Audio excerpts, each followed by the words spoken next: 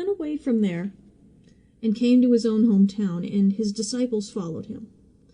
And on the Sabbath he began to teach in the synagogue, and many who heard him were astonished, saying, "Where did this man get these things? What is the wisdom given to him? And how are such mighty works done by his hands? Is this not the carpenter, the son of Mary, and the brother of James, and Joseph, and Judas, and Simon?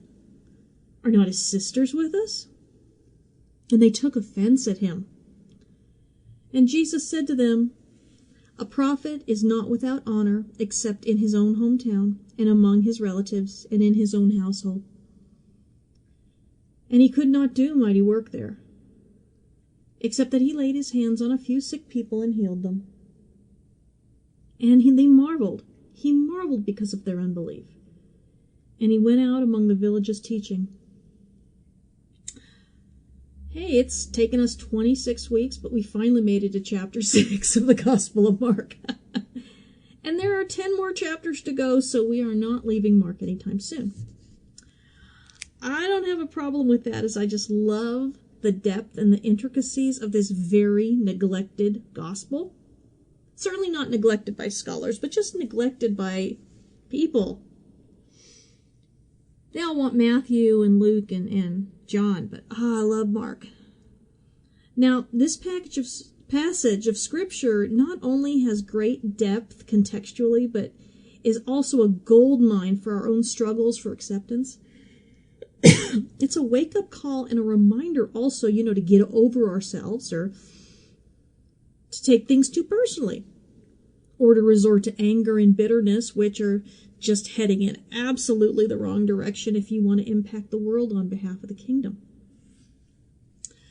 Hi, I'm Tyler Dawn Rosenquist, and welcome to Character and Context, where I teach the historical and ancient sociological context of Scripture with an eye to developing the character of the Messiah.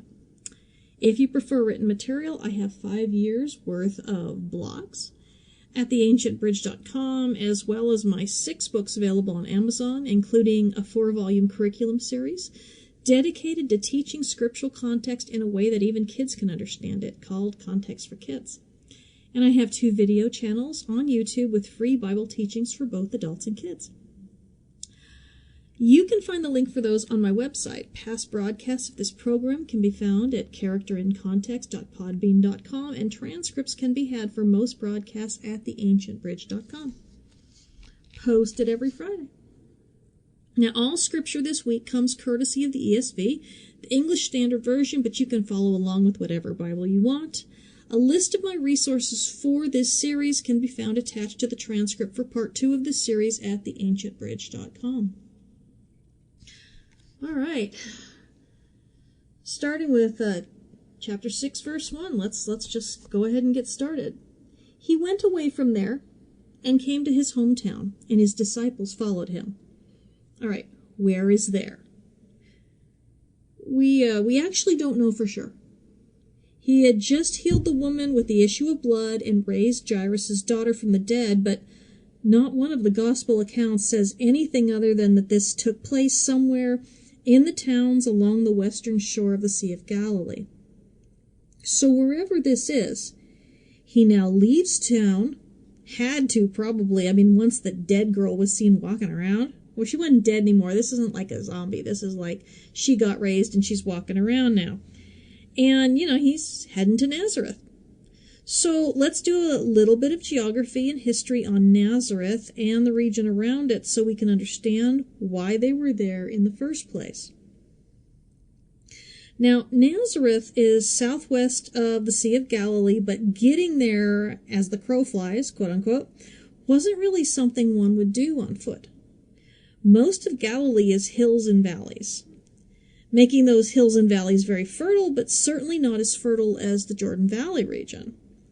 The city of Sepphoris was about 4 or 5 miles away from Nazareth and had been razed to the ground by the Romans in 6 of the Common Era, so when Yeshua was about 10 years old, making Nazareth a very good location for an artisan/day laborer to be there. Now, for the record, although both Joseph and Yeshua were called Tekton, which is often referred to as a carpenter. That's a traditional understanding. A tekton was any sort of skilled craftsman or builder, including not only carpenters, but masons and, that sort of thing as well. As 90% of building projects were in stone, and with trees being far less prevalent and harder to replace, obviously. Not like you could actually replace a rock, but there it's kind of like, oh, look, another rock, okay? Yeshua and Joseph were much more likely to be working in stone than in wood, or in both. They were quite probably stonemasons. This would make much more sense with Yeshua's focus on stone throughout his teachings. He called Peter Cephas, which means stone. He said, upon this rock I will build my ecclesia. He spoke of the wise man building his house upon the rock, and oh my goodness, sometimes when I misspell something, I have it in the notes here, it says, he spoke of the wise man building his mouse upon the rock, and boy, that's a butchering of the Bible text, isn't it? Jeez. Now, so he built his house upon the rock. His house upon the rock. Trees, on the other hand, are living things and more often associated with life. None of this changes anything, of course, just something to think about, but Sepphoris would have been swarming with men who were tekton, or builders, for many years, giving, Joseph a way to support his family, his young family at that point. But Nazareth is an obscure place. All right, it's mentioned only 8 times as a place name and never in the Hebrew scriptures, and 19 times as part of Yeshua's name. Now, Professor James F. Strange once believed that the population in Yeshua's day was comparable to Capernaum at roughly 1,500, which you will hear repeated a lot, okay, because of this guy. But after another decade of research, he puts the population at about 480. So other scholars believe it may have been as small as 150 to 200 people. Nazareth was teeny, if that was the case. Not anymore, but it was then. Where the name came from, no one knows for sure, but some hypothesize that it may have come from Isaiah 11, verses 1 through 2. We're going to read actually through verse 5 here. There shall come forth a shoot from the stump of Jesse, and a branch from his roots shall bear fruit. And the Spirit of the Lord shall rest upon him, the Spirit of wisdom and understanding, the Spirit of counsel and might, the Spirit of knowledge and the fear of the Lord. And his delight shall be in the fear of the Lord. He shall not judge by what his eyes see, or decide disputes by what his ears hear. But with righteousness he shall judge the poor, and decide with equity for the meek of the earth. And he shall strike the earth with the rod of his mouth. And with the breath of his lips he shall kill the wicked. Righteousness shall be the belt of his waist, and faithfulness the belt of his loins. Now the Hebrew word for branch in verse 1 is netzer, a word that we find capitalized 6 times in the prophets because it is believed to refer to the Messiah. I'll give you the references, but I won't read them all because then we'd get way off track. That's Isaiah 4:2, Isaiah 11:1, which we just read, Jeremiah 23, verses 5 through 6, Jeremiah 33, verses 15 through 17, Zechariah 3, verses 8 through 9, and Zechariah 6, verses 12 and 13. That's the Netzer isn't in all of those verses, but I try to give you the context. Definitely check them out. But the theory is, and this is just a theory, that this place was settled by Davidic descendants and named after this prophecy. Might be, might not be. We don't know. Sounds cool. Anyway, so he went to Nazareth, presumably to the home. It's presumably still the home of his brothers and his mother, And as we will see, his sisters are definitely there.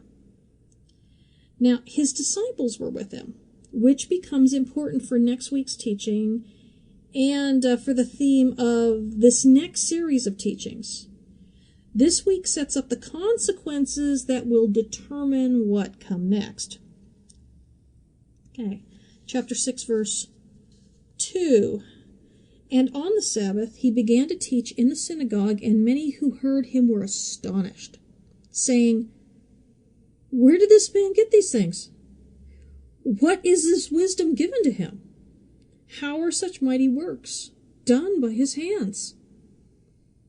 And there's so much here to unpack. A lot of stuff that tends to go unnoticed. He goes to his hometown assembly and he starts teaching. Nothing controversial about that. And when somebody had, the men of the community would take turns, all right? Anyone who was literate would take turns. And especially if you'd been out of town, it meant that you would have heard things that they wouldn't have heard in town, and it's a good way to get fresh stuff. But what's strange about what he's doing, and should be strange to people who take some of the apocryphal gospels seriously, the Gnostic stuff, is that they're totally floored at his teachings, as though they have never heard any of this before from him. Those who say he was taught Torah in the manner of later generations, having memorized it early on, well, these guys are certainly not acting as though they expected him to be very educated. Yeshua obviously wasn't using them for a trial run of teachings before he left for Capernaum in the first place. He obviously wasn't doing miracles before he left town. And they were shocked at his wisdom. It says they were astonished. This wasn't a case of, we always knew he was going to be a somebody someday. This was more like a what the heck happened to him after he left town sort of situation. Now, what don't we see? We don't see demons rising up and confronting him as in other places. This is very notable. That's often what happens the first time he preaches in an area. We've seen it happen. As a 30-year-old man, certainly he had read from the Torah and the Haftarah many times, and especially in such a small town before the age of, dedicated rabbis, which didn't happen until after the destruction of the temple. Now we have to wonder what he was doing before, if anything, that he could have flown so far below the radar that all these things were shocking the people of Nazareth. Now, of course, we've already seen the incident where his mom and brothers traveled to haul what they thought was his crazy butt back home. So it wasn't like rumors weren't getting around, but maybe the townspeople thought they knew him so well after 30 years that they were just laughing off the stories. Now, regardless of what the situation was, they were certainly not laughing now. They're utterly astonished. So we don't have demons rising up, but we do have a genuine controversy here. Where did he get this message he's preaching? Where did he get this wisdom? How was he working all these miracles and healings and exorcisms? You see, they aren't contesting that he has wisdom, or that his teaching and preaching aren't amazing, or that he's doing the works. They're asking where this stuff's coming from. Who is the source? In essence, we have the Beelzebul controversy all over again. Yes, they acknowledge the works, but the source is seriously in doubt. Because it would seem as though this came out of nowhere. Now, there are people who claim that he learned under John the Baptist, but John was only 6 months older than Yeshua, and Yeshua was busy working as a tekton, a builder. presumably he was doing this until the day he left the family. Left his mother with one of his brothers and was baptized. But apart from the incident that Luke records with the scholars in the temple when Yeshua was 12, it looks like this has caught them completely off guard. And let me add that they had to be more careful than the other towns in Israel. As the Torah says that the citizens of an Ir Hanadat were to be put under the ban if the one who led them astray was from their own town. We covered that in the episode about the Beelzebul controversy. They were in more danger and had more to lose than anyone if they followed this guy, and he ended up being a heretic. Now I want to look at this verse again. This is verse 2, chapter 6. And on the Sabbath he began to teach in the synagogue. And many who heard him were astonished, saying, Where did this man get these things? What is the wisdom given to him? How are such mighty works done by his hands? This is actually the last verse that these two words will appear together in the Gospel of Mark, the words for teaching and synagogue together. We don't see Yeshua as recorded as being in a synagogue after this. Now, it doesn't mean that he wasn't going to synagogues and wasn't teaching anymore, obviously. But, it was his custom to do so. It just won't show up in the narrative again. From now on, he will be seen on the road and headed toward Jerusalem and his death. Now, looking more closely at the verse, were all astonished? No. The word is polis, our word for many, and the word used to translate rabbim in the servant songs of Isaiah. All those references to the many whom the servant would save. And the word for astonished is a really cool word, expleso. It doesn't just mean shocked, it means knocked out. And it's used to describe things that are unsettling. Things that, Lucy, you got some splaining to do, it demands answers. So, they're amazed, but they want answers. As for wisdom, that word is Sophia, and I want to quote from Sirach 39, verses 1 through 11, a very popular apocryphal work that is not scripture, but helps us understand how they thought and how they used words and concepts and what they believed during these times. Okay. On the other hand, he who devotes himself to the study of the law of the Most High will seek out the wisdom of all the ancients, and will be concerned with prophecies. He will preserve the discourse of notable men, and penetrate the subtleties of parables. He will seek out the hidden meanings of proverbs, and be at home with the obscurities of parables. He will serve among great men, and appear before rulers. He will travel through the lands of foreign nations, for he tests the good and the evil among men. He will set his heart to rise early to seek the Lord who made him, and will make supplication before the Most High. He will open his mouth in prayer, and make supplication for his sins. If the great Lord is willing, he will be filled with the spirit of understanding. He will pour forth words of wisdom, and give thanks to the Lord in prayer. He will direct his counsel in knowledge aright, and meditate on his secrets. He will reveal instruction in his teachings, and will glory in the law of the Lord's covenant. Many will praise his understanding, and it will never be blotted out.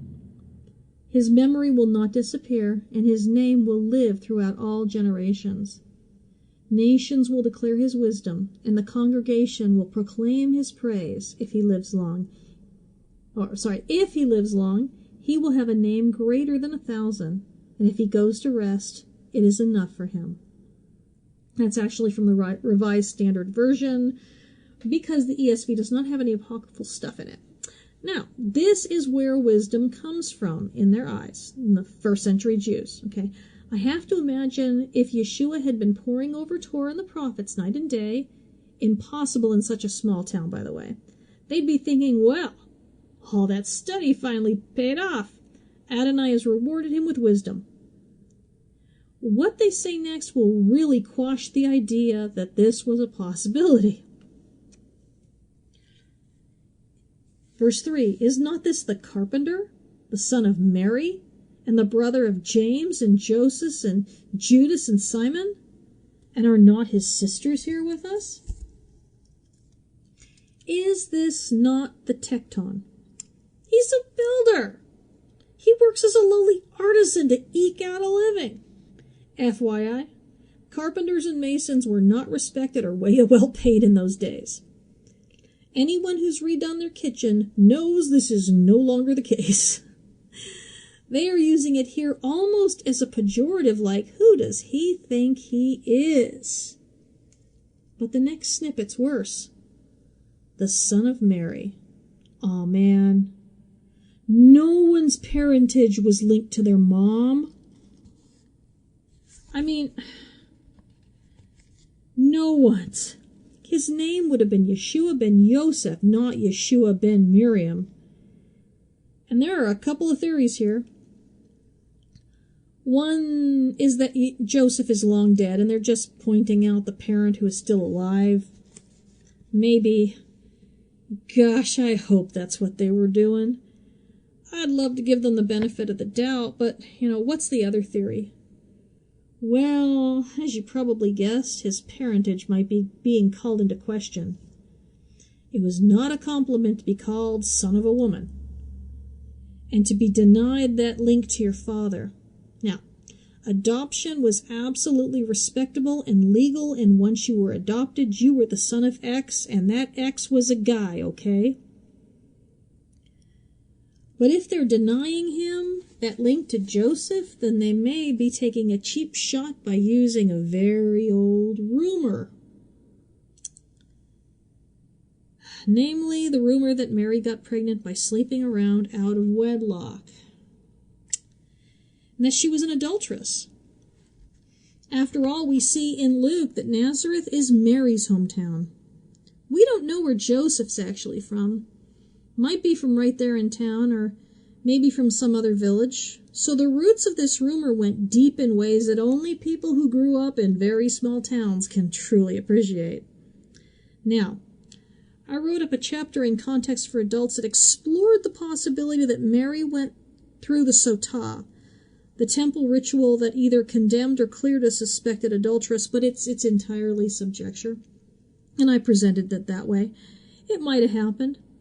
Might not have happened. Mary might still have been considered damaged goods. Joseph may have been considered a righteous fool. Yeshua might have been considered a potential bastard. So many questions. No for sure answers. But even if she was cleared, you know how folks are. It would seem that Mary and his brothers were not there that day, but his sisters were there, probably with their husbands. In any event, this was not how someone was supposed to be properly designated. Oh, people never change in some ways, huh? Oh, man. When we come back, we're going to discuss we're almost at the half hour here. We're going to discuss some of the rumors about that tried to make Mary out to be a perpetual virgin, and why in the ancient world there would have been no honor in that whatsoever. As a matter of fact, there would have been a lot of shame in that. It would not have been seen as a way for any decent woman to really live her life. Anyway, we'll be back in just a few minutes here.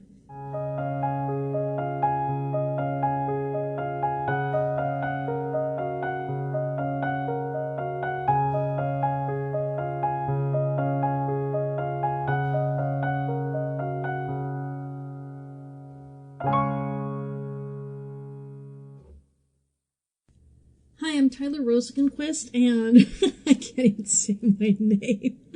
I I'm Tyler Rosenquist, and welcome back to Character in Context. This week we are talking about the rejection of Yeshua at Nazareth, and this is after he either saved or took people from really death situations or life situations for the last 4 teachings, and he goes to Nazareth and he's being rejected.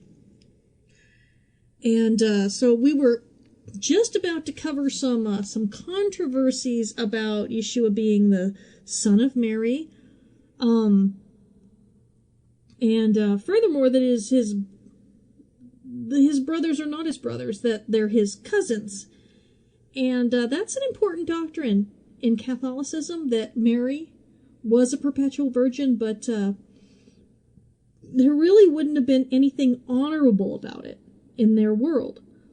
A woman was honored through childbearing. Perpetual virginity would have been really weird and shameful. In this particular sense, it would have looked like proof that she was some sort of cursed woman. And yet, we see that she has 7 children, the biblical number of perfection. Or at least 7 children, because we know there are sisters. I'm assuming there were 2. But there might have been 3, which give her 8 children, or any more than that, and it's a little bit excessive, Mary. Anyway, all my friends with big families going, hey. Oh, you guys know me. Just laugh it off. Ignore me, everyone else does. All right. So, but anyway, the word used here for brothers means brothers. It's adelphos. Pretty straightforward, and Paul uses it also to describe them in 1 Corinthians 9:5 and Galatians 1:19. The word for cousin is used elsewhere by Paul in Colossians 4:10, and it's anepsios. Okay, doesn't even sound like adelphos. Okay. Now, all 4 of his brothers have the names of patriarchs, which makes his own name stick out like a sore thumb.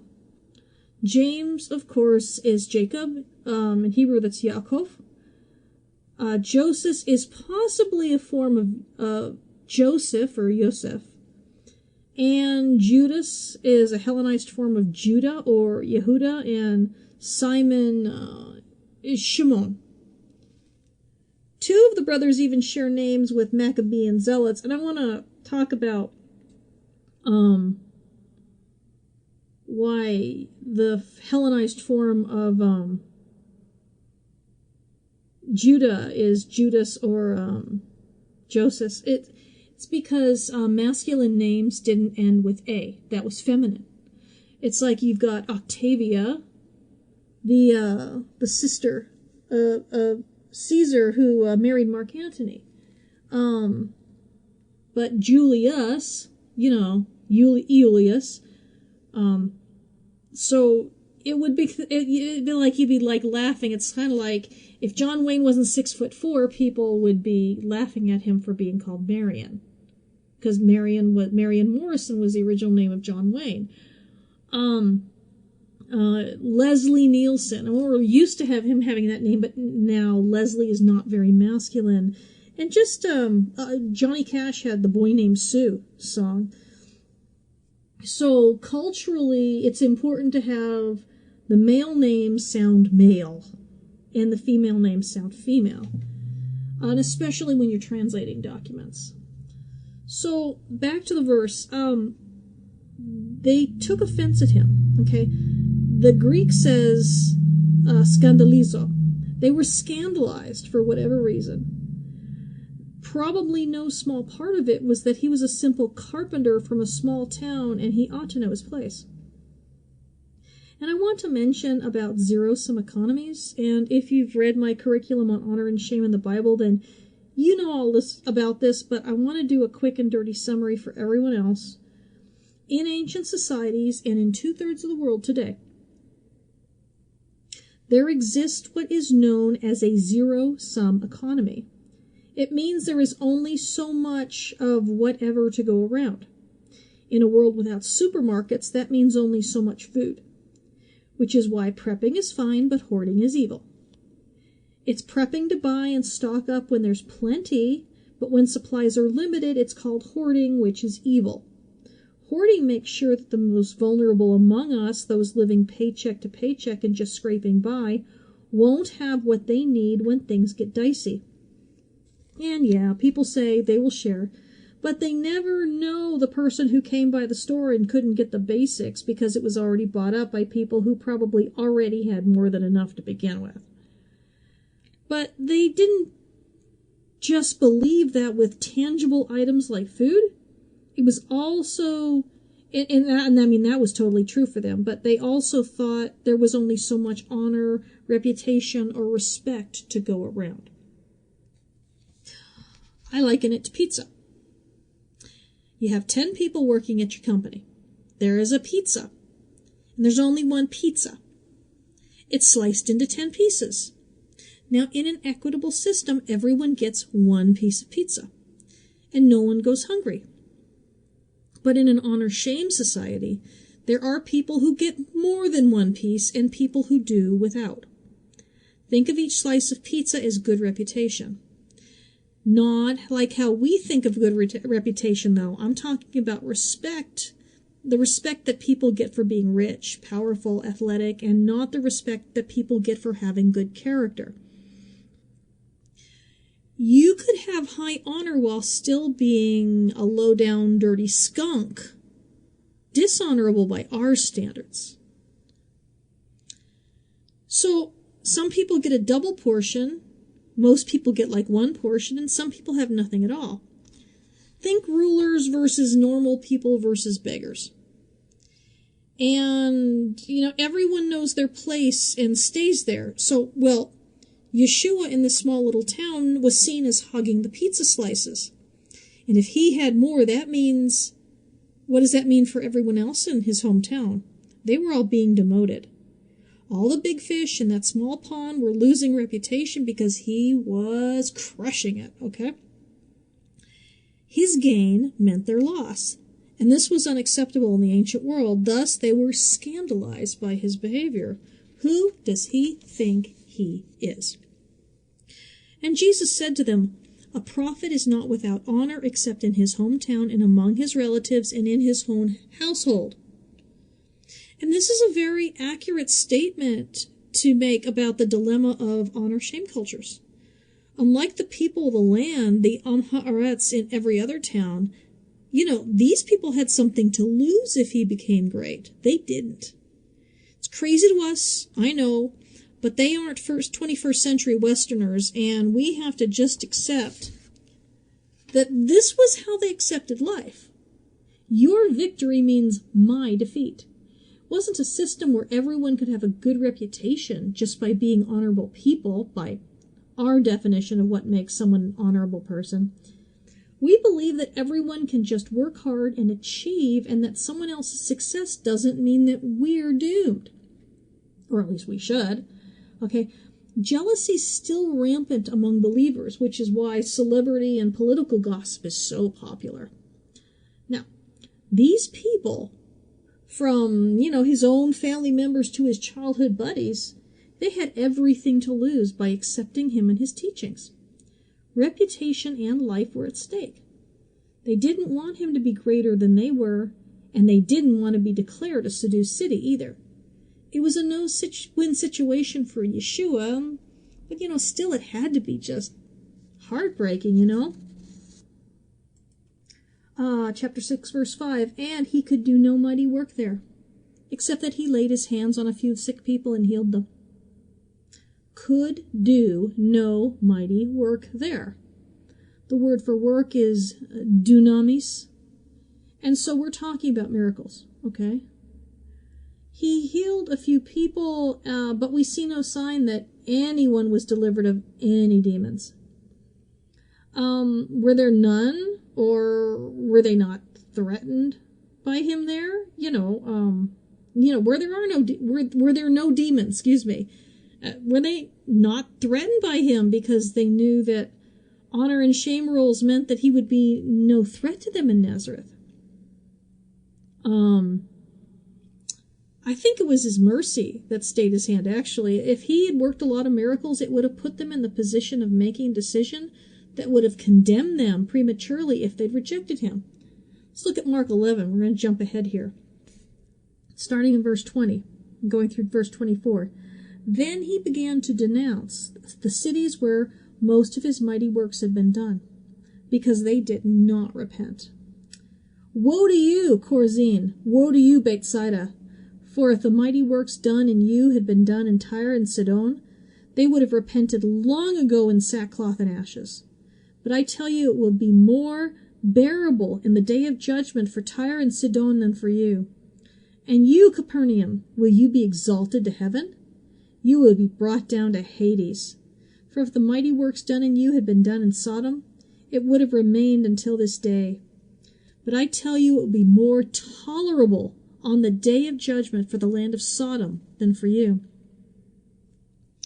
You see, receiving miracles and not responding to them properly brings severe condemnation. Perhaps he couldn't bear to do that to these people he loved the most. That's my assumption as to what happened. Certainly he didn't lack either power or authority. He could have done it, and so he must not have wanted to for some reason. Mercy would be in keeping with his character. Also, how could he heal those who doubted the source of his power? If they then attributed the healings, to people who question the source of his authority, then we're right back to the Beelzebul controversy, where they are told that this is blasphemy against the Holy Spirit, okay? So, verse 6, and he marveled because of their unbelief, and he went about among the villages teaching. He must have hoped that these people who had known him all his life would support him. Yeshua was 100% fully, absolutely, and painfully human. Yes, he is also divine, but things hurt him physically and emotionally because he is the perfect representation of the Father's love. The word for marveled here is thaumazo, and this is the only time it's used in Mark to refer to Yeshua. Other people have marveled at him, but this is the only time we see him marveling at others. So he leaves his hometown, probably for the last time, and goes on his third mentioned teaching tour of the villages. And next week we will see him up the ante by sending out his disciples to do the same works in teams of 2. That in turn will lead to some interesting consequences. So, he's been rejected. What does he do? He makes one sad remark about the situation, but he doesn't stomp off. He actually stays to heal a few who believe. He doesn't put on a big miracle show in order to show them that they're wrong. No whip, no table flipping. This is after his family tried to take hold of him because they thought he was mentally deranged. No threats, no anger, no resentment, no updating his social media wall saying, I guess some people can't handle the truthful truthiness of my truth, you rebellious sons of motherless goats. No posturing, ranting, or raving. And it had to hurt worse than we can imagine. The stakes were higher. He was the ultimate revelation of God's love there in their presence, and he was treated with suspicion and maybe even contempt. And he wanted nothing more than to save them. To bring his own people into the kingdom, okay? I have never experienced rejection on that level, but what does he do? He keeps on working, he moves on, he doesn't curse them. And might I add, he doesn't call down hellfire on them like the sons of thunder wanted to do, and doesn't cut off anyone's ear.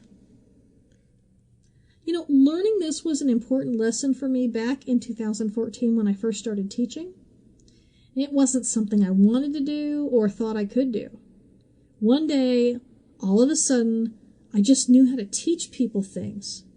I mean, not like math and I can do math and science, but I'm not a good teacher of those, but I could teach Bible things all of a sudden. And no one was more surprised than I was.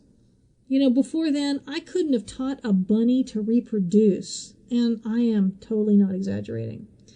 Explaining stuff is a gift, and I can still only do it with the Bible. I homeschooled for a few years, and it was pretty ugly. But, when I first started doing it, I learned right away how ugly some men can be to women who are teaching. Now, mind you, I never teach anywhere unless I'm invited. I don't go on people's pages and post my teachings. I don't tag anyone. I don't force myself on anyone. I don't even send out friend requests except to scholars I want to talk to and learn from. And mostly the latter, as I'm too shy to talk with them, and I know they're busy. So I just stay on my social media wall and on my blog and here and on my podcast channel, and that's it. You actually have to come find me. I do that for a number of reasons. 1, I am enormously shy. 2, I am extremely self-conscious. 3, I don't want to set out myself up for needless criticism. But one of the biggest reasons why I can't see myself ever promoting myself to people who aren't already listening to me is because of the abuse out there by a small but vocal minority of men who outright reject me because of my lack of the appropriate genitalia. There are 2 verses that, when taken out of historical context, make it possible to ignore a whole bunch more other verses, and these are the ones that some guys hone in on and judge me over, but as I never try to teach men and stay on my own platforms, I don't know how I can even be accused of taking authority over men. I mean, men decide for themselves whether to read or listen. I have nothing to do with it. But still, the accusations come. And it is a bit disheartening at times, but it's not as crushing as having your family and hometown categorically reject you. So, I've made a point of using Yeshua as my guide as to what I should do, and I just keep on teaching. Unlike him, I am not always right in what I teach, but I do my best. But I just move on to the next lesson and keep going and don't lash out or protest about being oppressed and rejected on social media because that's just silly. There are plenty of teachers out there, and no one's going to go to hell because they listen to someone else instead of me, so I keep it in context. Sure, occasionally I get nasty letters from men, but that's not about me either. A kind man would never harass a woman or call names or any of that, so I can't take that personally. But I also get some really kind letters from men who tell me that God has used me to change their minds about women teaching. And that wouldn't have happened if I was shrieking like a harpy over being rejected. We have to handle rejection with patience and grace. Otherwise, the people rejecting us feel absolutely justified. It's like the difference between peaceful protesters and looters. Peaceful protesters get people to think about looking at things from a different point of view. Looters make people dig in their heels and see whatever side the looters are associated with as being wrong, no matter what. Bad behavior does not change hearts or attitudes. It just more deeply entrenches them. Good behavior challenges stereotypes and preconceived notions. I am embarrassed when women behave badly because it means I have to work a whole lot harder to be different. But Yeshua has to be our example. He was astonished, but, he didn't retaliate or show off or behave badly or call down fire and brimstone or cut off anyone's ear. He did what he could, and he moved on. And we must be ready, willing, and able to do the same. We certainly don't have cause to be more prideful than Yeshua or more offended. We're called to be humble, not because it's our natural state, but because it's not our natural state. Rejection is a wonderful lesson for us if we allow it. It either does or does not teach us that we cannot control what other people do or think. Well, at least not without resorting to abuse and manipulation. There's plenty of that going on. There are 100 reasons why someone might object to me as a teacher. Why should I choose to believe the worst reasons and not give them the benefit of the doubt? It really doesn't have to be personal. There doesn't automatically have to be wrong with somebody who rejects me. I mean, I'm not the Savior, not the Messiah, not the King of Kings and Lord of Lords, and I am certainly not the teacher of teachers. Like Yeshua, we have to do as much good as we can and then move on without bitterness, hatred, judgment, or contempt. We just aren't all that in a bag of chips. Rejecting me is not the same thing as rejecting Yeshua or all wisdom or whatever. Okay? So I just move on and I keep on walking. And if I can't do that, then I need to stop teaching because I won't be a safe person to be around. It doesn't mean I'm going to allow you to be abusive to me on my social media wall, but you can disagree with me as long as you're loving about it. We just need to keep things in perspective. It's like the whole, we're going to talk about this. Is it next? I think it's next week. With the shaking off of the dust. And, you know, people say, well, they didn't accept my teaching, so I shook the dust off my feet. And I said, well, did you walk into a town without a money bag and without a place to stay and without an extra set of clothing? And did you heal and cast out demons and work miracles and preach the gospel? And then they rejected you?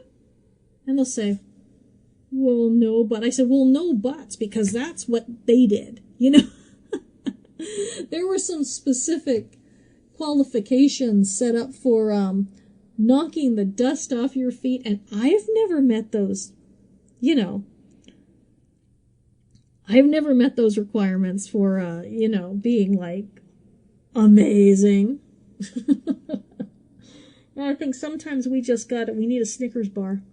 Because we're a little bit too cranky when people aren't quick to just accept us as,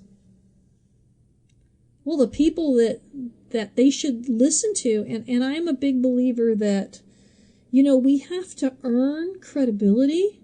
We don't just walk into a place and say such and such is true, and they go, oh, well, goodness sakes, you said it, I just gotta believe it.